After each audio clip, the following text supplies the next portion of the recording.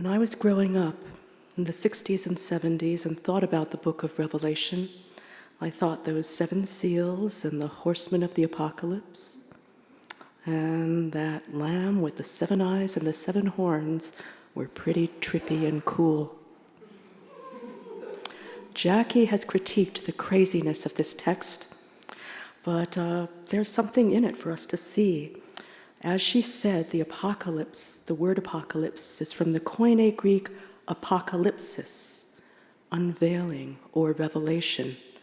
The vision unveiled, she preached last Sunday, is a second chance at a peaceable kingdom, Eden turned into a holy city in which each of us are healed and nourished in the ways we need to be, drinking the clear water of life springing from a rescued earth. Violence and enmity have dissolved into peace because the light and love of God are in each of us. Read this way, we can see in this scripture the promise of liberation and of possibility, the promise to repair what's broken, to restore what needs restoring. To talk about repair, we first need to keep on talking about brokenness, what's broken in each of us.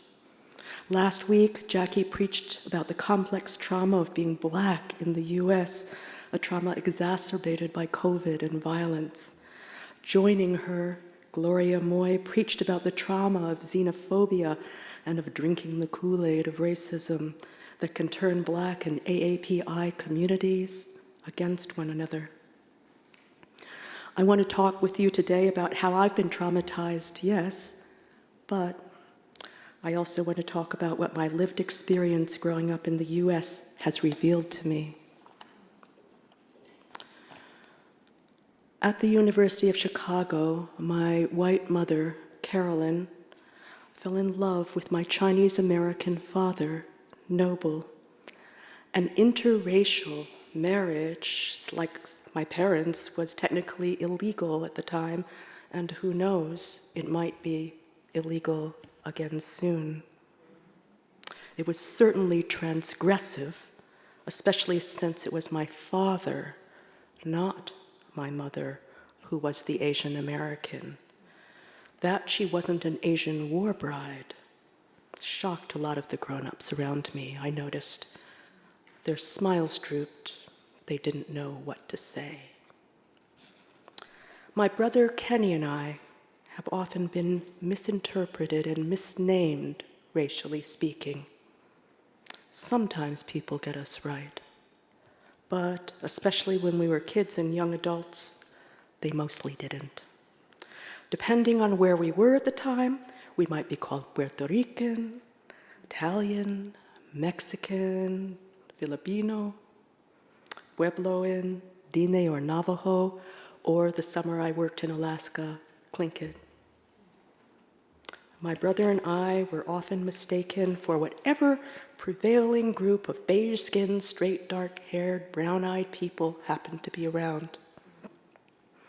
On the mainland US in the 60s and 70s and 80s, I also suspect that some folks may have had trouble recognizing us for who we are, because if they did, they would have to see and acknowledge the border-crossing love that we embodied.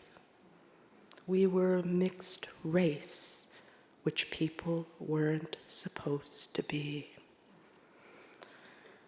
Here's a story from my childhood in Murray Hill. This is a neighborhood near Flushing, Queens. Back when I was growing up, Murray Hill was fairly diverse. My brother and I, to our great delight, learned the bad words in German, Yiddish, Tagalog, Japanese, Italian, Spanish, Haitian Creole, and much more. Murray Hill was safe and quiet, meaning that starting from when we were about 7 years old, we were allowed to walk without grown-ups from our apartment on Sanford Avenue to the candy store about 3 blocks away. For my weekly allowance of $1.25, I could buy a comic book and, depending on the season, a candied apple, an Italian ice, or a candy bar. I usually walked with a friend, but sometimes I walked alone. On the day I want to talk about, I was alone. I think I was 7 or 8, which means I'd have stood at around 4 feet tall, had a page boy haircut, and likely have been wearing black Mary Janes, a jumper, and a white blouse with a Peter Pan collar. I was probably feeling proud and a little scared to be on my own. After I looked both ways, crossed the first street, and stepped back onto the sidewalk, I realized that my path was being blocked. Standing in front of me was a white man. He looked old to me, which meant that he would have been at least in his 20s or 30s. He didn't move to let me pass the way people were supposed to do. Instead, he looked straight at me. He looked confused, then his confusion hardened into certainty, and his certainty into hatred.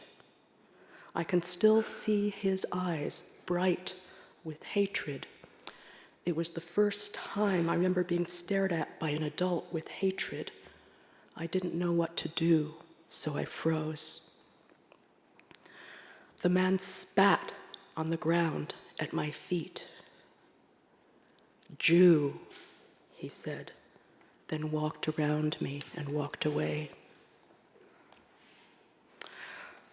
What I learned, and have kept learning from this and encounters like it, is that white supremacist ideology in action hurts people. It hurts and it keeps hurting me. It scarred and keeps scarring me. It made the man who spat at and terrified a little girl into a monster. It made no real sense. It makes no real sense. Any sense it does make is according to its own shape-shifting hermeneutic. I think that to the spitting man, I wasn't white. European Jewish people weren't white either until sometime in the last century they became white. I don't mean to suggest here that the sin of anti-Semitism isn't alive and well and on the rise. It certainly is. What I do mean to say is that white supremacist ideology is always morphing. Like Hydra heads, it keeps coming back stronger and more twisted than ever. Often, thinking about this, I feel hopeless. The beast that is white supremacism is as old as the modern era. It's strong, violent, hateful, and insidious. It powered the theology that said it was okay to seize non-Christian people's lands and dark bodies in the name of God and the crown. It's continued to grow.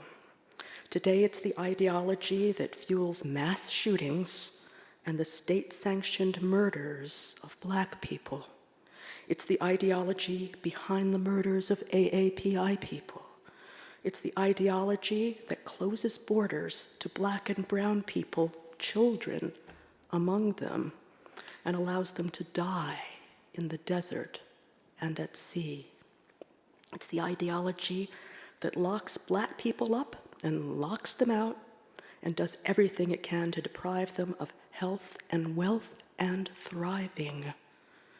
And it's the ideology that loves death-dealing, stand-your-ground assault rifles more than children's lives.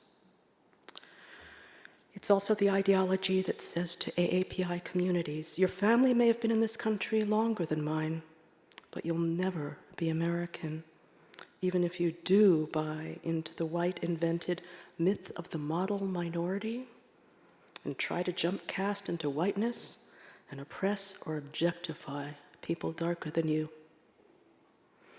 It's the ideology also that spreads the false rumor that AAPI folks are economically poor, or economically well off, which means that if you're AAPI and poor, you're invisible. It's the ideology that can't stand my white mother's treachery and the existence of mixed people like my brother and me. White supremacism is also embedded in every microaggression, every hurt that's inflicted on us and in the ones we inflict on each other. Because even in this beautiful community, people, because we've been wounded by the beast, and wounded people can wound other people. It's an ideology, what I'm trying to say here, that's inside of all of us, no matter what skin we're in. It's mine and it's yours. It's ours, and we have to own that and deal with it. It's our original sin. How do we cleanse ourselves of this sin? How do we heal from these deep wounds? Back to the scripture. The leaves of the tree are for the healing of the nations. The leaves are for the healing of the nations. The scripture doesn't say that the leaves of the tree heal the nations all by themselves. It says that the leaves are for the healing of the nations. In other words, we, the people of the city of God, we have to do something with those leaves. What can we do? Can we see in this scripture an invitation to write a new story, a story of us? Can a radical collective act of truth-filled storytelling grounded in love help heal the nations? The cover of an early edition of Walt Whitman's American Book of Revelation, Leaves of Grass, was made of woven blades of actual grass. In it, the poet describes a mystical experience he has while lying in a grassy field. Here's Whitman.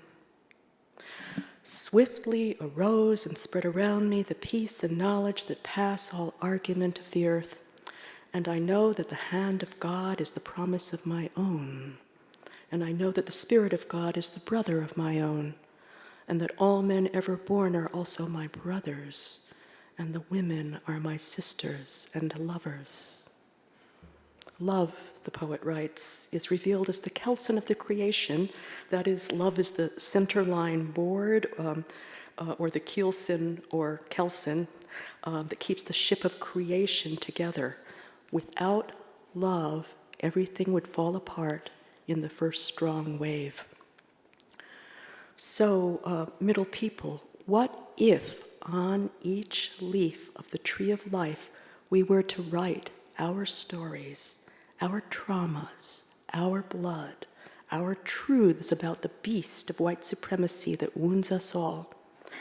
What if we wrote too about how much stronger we who fiercely love are than that beast? By writing here, to be clear, I don't just mean the written word. We have many ways to write our stories: in beautiful song, as we just heard, in dance, in theater, in art and film, in talking story, and in our very bodies when we take to the streets and march. What if, middle, we were to write our stories and weave the leaves together? What if each of our stories were a blade of sweetgrass that when we braid them and weave them do not break as individual blades of grass tend to do?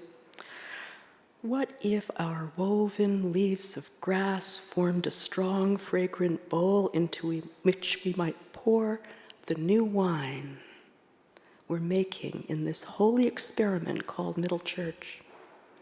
Is this what healing can look like? Is this what hope can look like?